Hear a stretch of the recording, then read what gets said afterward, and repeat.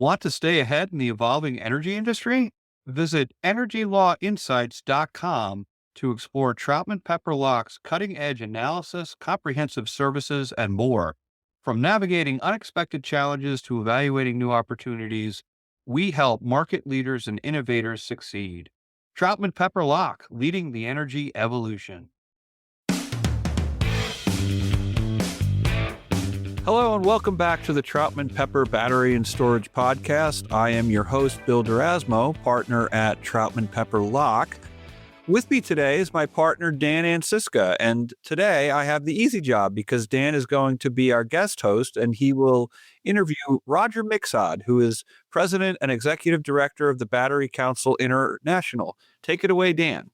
Thanks, Bill. Very excited today to have Roger from BCI with us, having a battery storage podcast with the person who runs the prevalent battery storage trade association in North America, I think is critical, especially during these times.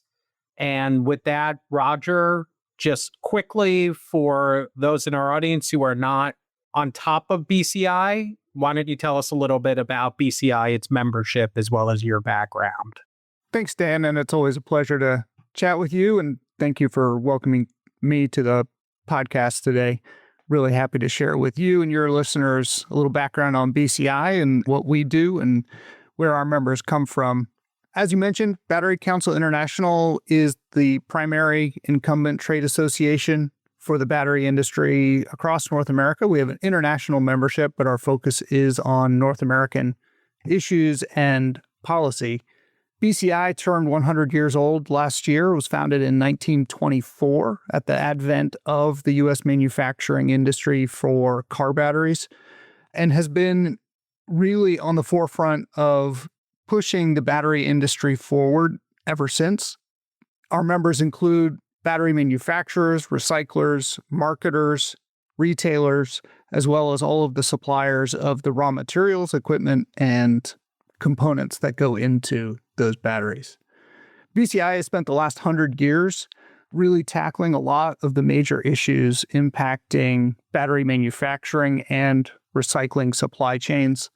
BCI publishes technical guidelines and standards for both battery performance as well as manufacturing practices, and has been the driving force behind creating and sustaining the most successful circular economy on the planet, which is the recycling system for lead automotive batteries here in the United States, where the industry attains more than 99% recycling success for end-of-life lead-based batteries. Our members represent more than 98% of the U.S. lead battery production capacity, which itself is still more than 80% of U.S. battery manufacturing capacity across all chemistries. My personal background, I came from your line of business. I used to be a partner at the DC law firm of Wiley Ryan, but moved over to the trade association world 5 years ago to help the battery industry tackle many of the policy and regulatory challenges that we know face manufacturing in the United States, as well as the adoption of battery technologies across many applications. It's been my privilege to work with the BCI companies who really represent the best of manufacturing industries, having deep track records of successfully driving product innovation and manufacturing and building jobs here in North America and around the world. Thanks, Roger. Couple of quick questions about that. We're talking about historically the lead acid battery ecosystem. And that's been the traditional stop-start batteries that were used with combustible engine cars for the most part, as well as some other applications. But based on your timing, why don't you tell us a little bit about what your experience has been as some of the battery focus has moved to other chemistries like lithium-ion? Sure. And I think it's important for folks to recognize that, like many industries, batteries have a wide variety of chemistries and underlying technologies, but more importantly, a wide variety of applications and demands. So it's not so much that individual technologies are replacing or competing with each other, but different batteries serve different applications and demands better than others. As you mentioned, lead batteries have been the mainstay of internal combustion starter batteries for more than 100 years, and with good reason. Lead batteries are incredibly reliable and deliver the power needed to start an internal combustion vehicle at a relatively reasonable cost. Other batteries, however, have taken on the fore when it comes to motive applications, given their energy density and the need to reduce weight in those applications. For example, lithium batteries in electric vehicles. What we see, though, is that different segments of applications really do demand different technologies. No single technology can reliably serve all of those applications. One of the jokes in the lead battery industry is nobody wants a lead battery-powered cell phone, and for very good reason. Similarly, though, lithium batteries are not a good fit for certain applications where lead batteries can really shine. Starting cars is one of those applications. One of the other applications where we see these technologies coexisting is in electric vehicles, where lithium batteries currently are the technology of choice for electric drivetrain batteries and delivering the very high voltage energy storage technology needed for drivetrain batteries. But lead batteries, a 100-year-old technology, are the solution of choice for almost all electric vehicles for the redundancy systems and the low voltage systems that run the onboard computer, electronics, and radios, for many of the same reasons why lead batteries have been the choice for starting internal combustion vehicles. So you're saying, Roger, that actually each EV in this country produced has 2 batteries? Each EV produced in this country and around the world, frankly, probably has up to 5 batteries in it of a variety of technologies, but at least 2. Almost always a high voltage battery and then a separate low voltage battery. Today, the vast majority of EVs still use a lead battery for that low voltage system. Some manufacturers have experimented with lithium batteries for the low voltage system. And I think over the next 100 years, we'll figure out which is the right solution. That's very interesting, Roger. Folks aren't really aware of that. There's really been a lot of media attention on the lithium batteries for EVs, but it turns out even as EVs may grow the next few years and there may be fewer combustible engine vehicles on the road in North America, and again, the jury very much is out on that, lead acid batteries are clearly not going anywhere, and in fact are in all of these vehicles, or the majority today. It's absolutely true.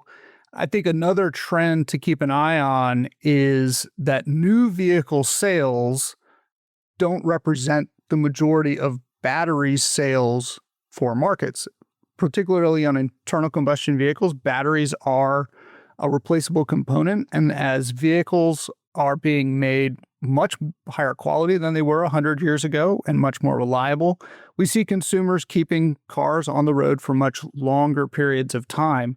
So every new vehicle delivered to the market has a tail end of replacement part sales that has to be serviced for as long as those consumers have those vehicles. So even as EV vehicles increase as a portion of new vehicle sales, their portion of the operating car park will continue to lag necessarily. If a current vehicle stays on the road for 12 to 20 years, we've got to provide product and components and parts to service those vehicles for the foreseeable future. So it seems that, and jump in, please, Roger, as the expert on this, that the lead acid battery ecosystem in North America is almost a closed loop where you have American companies producing batteries, have been for decades, and then there's a pretty efficient recycling system, and there's efficiencies at scale in kind of manufacturing new lead acid batteries. What has your experience been as there's been kind of this nascent lithium ion battery market in terms of supply chain, protecting North American kind of access and ability to produce these batteries? What has your experience been over the past few years, kind of entering this new ecosystem?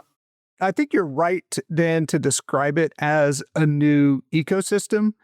And it's important to understand that the lead battery recycling ecosystem really didn't spring out of nowhere. It was built by the industry over the course of almost 50 years of determined hard work by the industry, really on two fronts. First is because it's the right thing to do. We don't want batteries, which do contain toxic materials in them. It's in the name. It's a lead acid battery. We don't want those going in landfills. And as an industry, we're responsible for making sure, to the best of our ability, that they don't.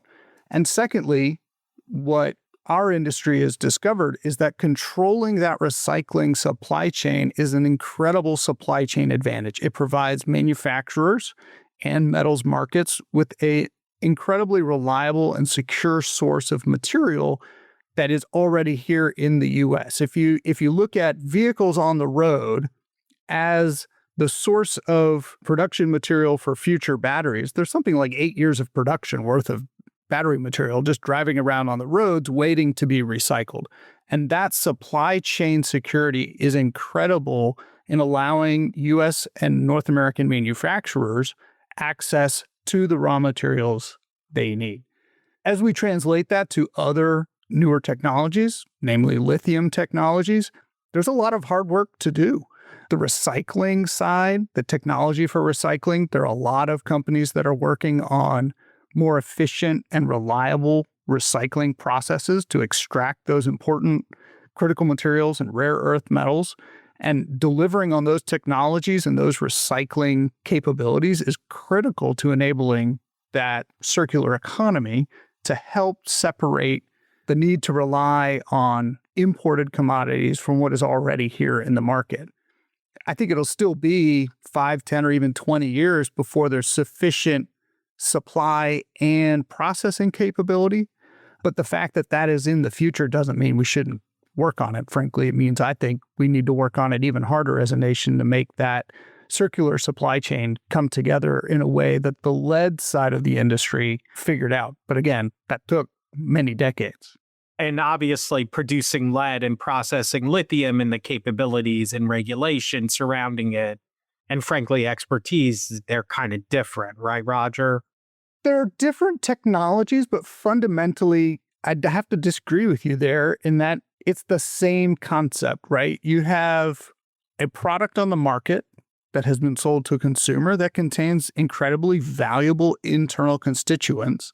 And the industry and the recycling side of the industry has to figure out how to get that back out of the product to make it available to make new product if we want that ecosystem to take off. And there's a lot of people working on it, but it's an important problem to solve. 100% agreed, Roger. I was more referring when I was saying lithium processing on the front end, extraction of lithium combined with the initial processing to produce the lithium ion batteries, that a lot of that work is actually now being done abroad. I know there's efforts to kind of domesticate it, but isn't that, at least as of now, a distinction between the lead battery business and the lithium ion business in terms of the ability to have a domestic ecosystem on the front end? That's totally fair, Dan. I think, unfortunately, the U.S. really is in a situation where we're very reliant on international trade partners for lithium production capacities, whether that's on the raw material side or the actual production of the cells and battery packs and modules that are needed for the variety of applications here in the US and North America. I think there's been a lot of effort put in over decades of government administrations to try and fix that.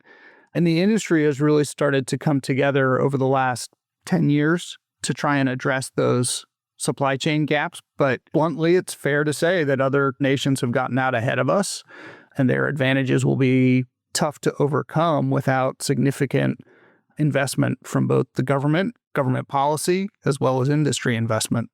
Right. And just segueing, we know that the last few years, there's been increased government efforts to subsidize and through tax credits support kind of the nascent domestic battery industry, at least on the lithium and kind of these emerging chemistry sides. But at the same time, there's now President Trump administration and all of the potential extension of the tax law from 2017.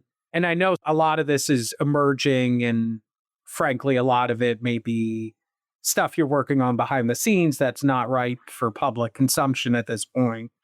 But can you kind of share where things are, at least right now, based on the past few years in this new administration? Yeah, I think before I get into distinguishing between the Trump administration and the Biden administrations, I think it's important to understand that from our perspective as non-governmental policy people here in DC is that there's actually a lot in common when you look at the underlying goals of what the administrations have been trying to do, which is to significantly increase the pace at which the U.S. industry can advance its leadership and capacity to meet these battery industry demands. I think that's incredibly important. It's a national priority to have supply chain insulation from global shocks, to have domestic manufacturing, to have domestic recycling and processing. And I see both administrations as having prioritized those end goals. The differences are obviously very stark. You only have to read the front page of your local newspaper to understand that the two administrations have very different views, and the current administration has a very different approach to how to achieve those goals from the prior administration. I am not an international trade expert by any means, so I'm going to refrain from saying which is the right approach, and I think we've got 3.5 years left to let President Trump prove that his approach is a better approach. But it's important to understand that regardless of the administration, the industry is incredibly committed and invested in building out these capacities. Our members have cumulatively put multiple billions of dollars already into building these capacities out, as well as have announced more than $10 billion worth of investments in their manufacturing and recycling capacities across multiple technologies, whether that's lead batteries, lithium batteries, flow batteries, zinc batteries, nickel batteries. There is an ecosystem that has to be both maintained for the lead battery industry as well as built out when it comes to these newer technologies. And meeting those demands is absolutely critical. And I'll say from the industry side, we are committed to working with the current administration and future administrations in making sure that the U.S. maintains its dominance in battery technology innovation, which it has held for the last 100 years, as well as rebuilding our manufacturing dominance, in particular for new and emerging technologies. And it's fair to say that with respect to the IRA and some of these specific credits, that those are beneficial or have been beneficial for some of your membership in terms of planning facilities, domestic manufacturing. For example, the 45X credit, the 48 credit, and other IRA credits that are currently being used. And I assume that your constituency is supportive overall of those credits. Sure. In particular, when we look at the 45X credits that were implemented, those are a uniquely powerful credit for delivering on manufacturing jobs. What's interesting about those credits compared to some of the other incentive programs that have been adopted over the last couple of years is that it directly provides incentives only for physically producing product in the U.S. and only for product that meets certain advanced technology thresholds. The batteries that are produced must meet, for example, a capacity of 100 watt hours per liter in order to be even eligible to get the credit.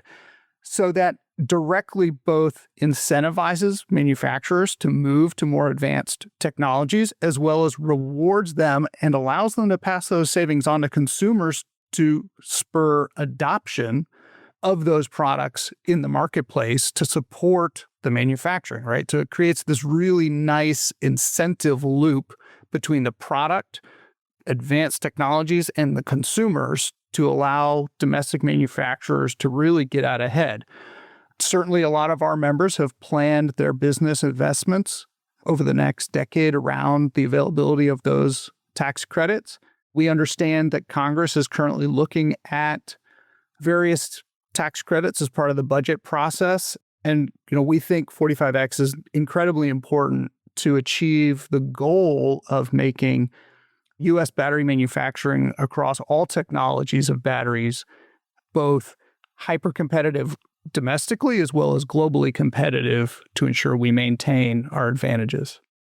Right. And for our broader audience, the 45X is a production tax credit, and that really is connected with these large-scale battery and component and ecosystem projects that are occurring or announced in the U.S. currently.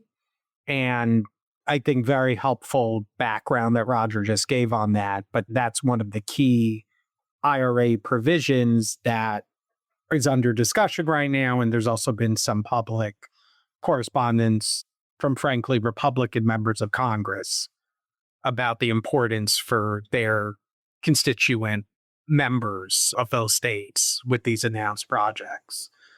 Just want to quickly pivot. This is a relational issue, I feel, Roger, but really would like your take to the extent you can on China. We hear a lot about China, and frankly, we heard it during the first Trump administration as well as during the Biden administration, and it seems a bipartisan concern. And if you actually look at some of the most rigorous tariffs that have been announced in the battery industry, they were done in the Biden administration with China.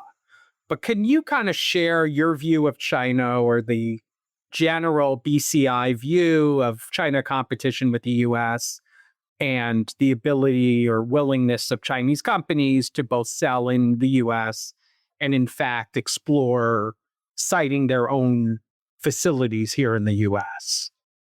Sure. I think the headline when it comes to the battery industry and Chinese production capacities is really on the raw materials side for lithium and other novel technology companies. China has really done an excellent job over the last 20 years of cornering the market when it comes to critical materials and other critical mineral manufacturing and recycling and production capacities, so that the entire world, not just the US, the entire world is dependent on Chinese capacity to churn out things like antimony, cobalt, and other critical metals for battery manufacturing. Both the Biden administration and the Trump administration have been focused on relieving U.S. manufacturing from those dependencies, but that is a long-term effort. Mines can take decades to build and bring to production. Metals refining facilities are large-scale industrial investments and require time and permitting to get up and running.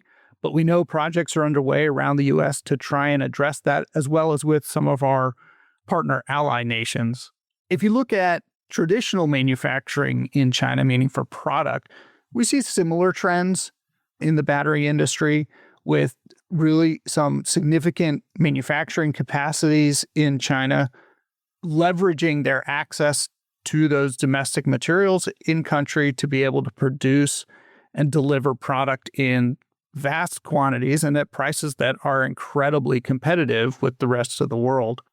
Current national policies, as you said, implemented under the Biden administration, which actually extended some policies that were implemented under the first Trump administration, will be brought forward into the current Trump administration, have been focused on trying to address those trade imbalances. And it's been really encouraging over the last, in particular, 3 years to see the number of battery manufacturing facilities announced and starting to come online in the U.S., as well as component suppliers of things like connectors, the metals, as well as separators, cases, and other component items that are required to assemble the batteries and build the batteries.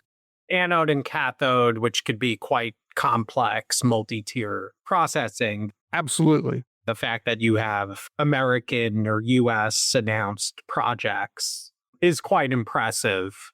It's not just impressive, it's critically important, because the way the battery supply chain works, if you don't create enough independence throughout the supply chain, you leave yourself vulnerable at individual points in the supply chain, your whole supply chain is vulnerable. So you have to create that entire supply chain domestically to be able to operate at least without undue reliance on foreign competitors. You mentioned a great example of that, Roger, with antimony. I know that the China have their own export controls in retaliation to announce tariffs to cover antimony. Can you tell us a little bit about your experience to date with that? Sure. Antimony is an interesting metal. It's used in a lot of very niche applications. For the battery industry, antimony is a critical alloying metal for lead batteries, and in particular, industrial lead batteries. And having that antimony restricted does mean that certain types of batteries face supply chain constraints. We have not seen to date actual constraints in the supply chain for antimony, but if you look at the globally trading price for antimony, it's gone up at least 4 or 5 times since last year when China announced that they would restrict sales of antimony to the United States. I think that's just one example of the way that Chinese export controls can have global impact when it comes to both price and material availability. And it's been proving particularly impactful over the last 6 months. Right. And it's clearly targeted because batteries from China have for years now been a focus of the U.S. national security and trade ecosystem. And clearly, antimony is a good example of China showing counter sensitivity, recognizing where the potential weak points in the current supply chain are. It's a good example, reinforcing your point of the need for the comprehensive aspects of the supply chain domestically, or at least with ally support. Any last thoughts in light of the new administration, recognizing administrations come and go and batteries have been here 100 plus years and will be here 100 plus years from now? But anything to highlight the next 6 months or pay particularly close attention to? Yeah. The first thing to highlight on behalf of our members, many of our companies have been around in manufacturing batteries in the U.S. from longer than BCI has been here. Some of them have been around since 1901, I believe. Battery manufacturing in the U.S. is not dependent on national policy. We will be here. We will be making batteries, but good national policy can certainly help the industry to maintain an international dominance and to serve American consumers and customers with quality product built by American workers at a great price. The industry loves to deliver product to the U.S. consumer and will continue to do so to the best of its ability. But we really want to be at the forefront of technology, and we want to be the leaders in the world, and we'd love our current administration to continue to support us in the way that President Trump did in his first term, and as we know he will for the rest of his current term, in driving those policies that really bring American manufacturing to the fore. Thanks, Roger. This was very informative, and we know you're probably almost around the clock at meetings and briefings these days, so we really appreciate your time. You bet, Dan. And thanks for having me. I always love talking about batteries. You can let me go on and on and on, but you guys, I know, have a time limit as well. So thank you for having me on, and it's always a pleasure to chat. It's not a time limit. We'll hold you to our promise that there may be in 6 months an update as we learn more on the policy front and the tax front with this administration, because there are clearly important deadlines coming up, and there'll be further maturation of the tariff and trade policies, both here as well as in China, in response. And with that, I'll pass it back to Bill to close out this session. Well, thanks. I would echo the thanks from Dan. Roger, it was great to have you on the program. And as I said, I got the easy job today. I got to sit back and listen to you guys have a great discussion, but all pertinent issues. As Dan says, maybe we'll have you back someday, Roger. You bet. I'd love to come back in 6 months. I think it's probably a little unfair to ask any of us to gaze into our crystal balls about the current administration. In 6 months, I think we'll have a much clearer picture of what's coming down the pike from the current administration, as well as how those are going to be playing out in the global market. And I look forward to chatting with you again. Sounds great. Thanks, everyone. Copyright Troutman Pepper Lock, LLP. These recorded materials are designed for educational purposes only. This podcast is not legal advice and does not create an attorney-client relationship. The views and opinions expressed in this podcast are solely those of the individual participants. Troutman does not make any representations or warranties, expressed or implied, regarding the contents of this podcast. Information on previous case results does not guarantee a similar future result. Users of this podcast may save and use the podcast only for personal or other non-commercial educational purposes. No other use, including without limitation, reproduction, retransmission, or editing of this podcast may be made without the prior written permission of Troutman Pepper Locke. If you have any questions, please contact us at troutman.com.